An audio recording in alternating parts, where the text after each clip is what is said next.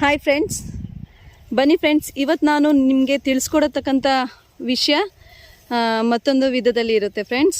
ಅದು ಯಾವುದಂದರೆ ಒಂದು ಸೊಪ್ಪಿನ ವಿಷಯದಲ್ಲಿ ನಾನು ನಿಮಗೆ ತಿಳಿಸ್ಕೊಡ್ತೀನಿ ಫ್ರೆಂಡ್ಸ್. ಇಲ್ಲಿ ನೋಡಿ, ಇಲ್ಲಿ ಒಂದು ಸೊಪ್ಪಿನ ಒಂದು ಆ ಹೆಸರು ಏನಂತಂದರೆ ಇಂಗ್ಲೀಷ್ನಲ್ಲಿ ಸೆಕೆಲ್ ಸೇನಾ ಅಂತ ಹೇಳ್ತಾರೆ. ಅದೇನೇ ಕೂರ್ಗಿಸ್ ಭಾಷೆನಲ್ಲಿ ತಾತೆ ತೊಪ್ಪು ಅಂತಾರೆ ಫ್ರೆಂಡ್ಸ್. ಕನ್ನಡದಲ್ಲಿ ತಗಟೆ ಸೊಪ್ಪು ಅಂತಾರೆ. ಆ ತಗಟೆ ಸೊಪ್ಪು ಯಾವ ರೀತಿ ಇರುತ್ತೆ ಅಂತೇಳಿ ನಾನು ತಿಳಿಸ್ಕೊಡ್ತೀನಿ. ಬನ್ನಿ ಫ್ರೆಂಡ್ಸ್, ಇದು ನಿಮಗೆ ಸಾಮಾನ್ಯವಾಗಿ ಎಲ್ಲ ಕಡೆನೂ ಸಿಗುತ್ತೆ ಈ ಸೊಪ್ಪು. ಆದರೆ ಕಾಮನ್ ಆಗಿ ಎಲ್ಲರಿಗೂ ತಿಳಿದಿರಲ್ಲ ಈ ಸೊಪ್ಪಿನ ಬಗ್ಗೆ ಏನು ಅಂತ ಅನ್ನೋದು. ಇದು ಸಿಗೋದಕ್ಕೇನು ನಿಮಗೆ ಕಷ್ಟ ಆಗೋದಿಲ್ಲ. ನೋಡಿ ಫ್ರೆಂಡ್ಸ್, ಇದನ್ನು ಯಾವ ರೀತಿ ಮಾಡ್ಬೋದಂದರೆ, ಇದನ್ನು ನೀವು ಸೊಪ್ಪಿನ ಪಲ್ಯ ಮಾಡಿಕೊಂಡು ತಿನ್ಬೋದು, ಮತ್ತು ಇದನ್ನು ಸಾಂಬಾರು ಜೊತೆನೂ ನೀವು ಯೂಸ್ ಮಾಡಿ ತಿನ್ಬೋದು. ಮತ್ತು ಇದ್ರದ್ದು ಬೀಜ ಬರುತ್ತಲ್ಲ ಫ್ರೆಂಡ್ಸ್, ಈ ಬೀಜ ಬಂದಾಗ ಅದನ್ನು ಒಣಗಿಸಿ ನೀವು ಪುಡಿ ಮಾಡಿ ಕಾಫಿ ಜೊತೆನೂ ಮಿಕ್ಸ್ ಮಾಡಿ ನೀವು ಅದನ್ನು ಕುಡಿಬೋದು ಫ್ರೆಂಡ್ಸ್. ಇದನ್ನು ನೀವು ಅದನ್ನು ಕೀಳುವಾಗ ಈ ಒಂದು ಚಿಗುರನ್ನ ಮಾತ್ರ ತಗೊಳ್ಬೇಕು ಫ್ರೆಂಡ್ಸ್.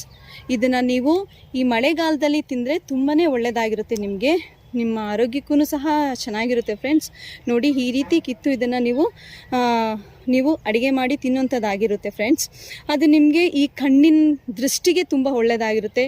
ಮತ್ತು ನಿಮಗೆ ಮಲೇರಿಯಾ ಜ್ವರ ಬರುತ್ತಲ್ಲ ಫ್ರೆಂಡ್ಸ್, ಮಲೇರಿಯಾ ಜ್ವರ ಬಂದಿರೋರಿಗೆ ಈ ಒಂದು ಇದರಲ್ಲಿ ಪಲ್ಯ ಆಗಲಿ ಸೊಪ್ಪಾಗಲಿ ಅದನ್ನು ಮಾಡಿ ಮತ್ತು ಸಾಂಬಾರಾಗಲಿ ಮಾಡಿಕೊಟ್ರೆ ಅದನ್ನು ತುಂಬ ಒಳ್ಳೆಯದಾಗಿರುತ್ತೆ. ಮತ್ತು ಈ ಸ್ಕಿನ್ನು ಈ ಒಂಥರ ಅಲರ್ಜಿ ಆಗಿರುತ್ತೆ, ಸ್ಕಿನ್ ಡಿಸೀಸ್ ಬರುತ್ತಲ್ಲ ಫ್ರೆಂಡ್ಸ್, ಅಂಥವ್ರಿಗೂ ಸಹ ಈ ಒಂದು ಸೊಪ್ಪಿನ ಒಂದು ಮದ್ದು ತುಂಬ ಒಳ್ಳೆಯದಾಗಿರುತ್ತದೆ.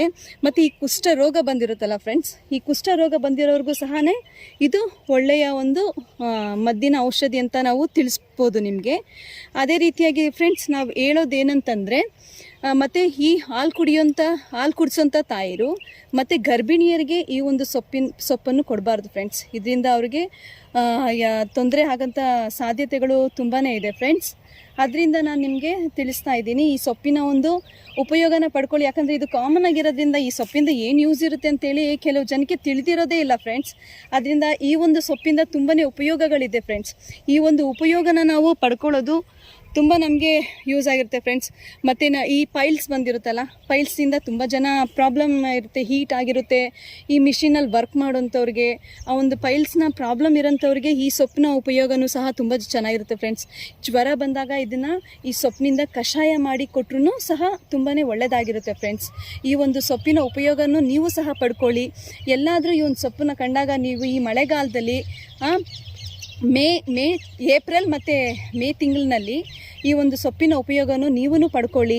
ಇಲ್ಲ ಪಲ್ಯ ರೂಪದಲ್ಲಿ, ಇಲ್ಲ ಸಾಂಬಾರಿನಲ್ಲಿ, ಇಲ್ಲ ಒಂದು ಬೀಜನ ಒಂದು ಪುಡಿ ಮಾಡಿ ಕಾಫಿ ಪುಡಿಗೆ ಹಾಕ್ಕೊಂಡು ಅದನ್ನು ಕುಡಿಯೋ ರೂಪದಲ್ಲಿ ಯಾವುದಲ್ಲಾದರೂ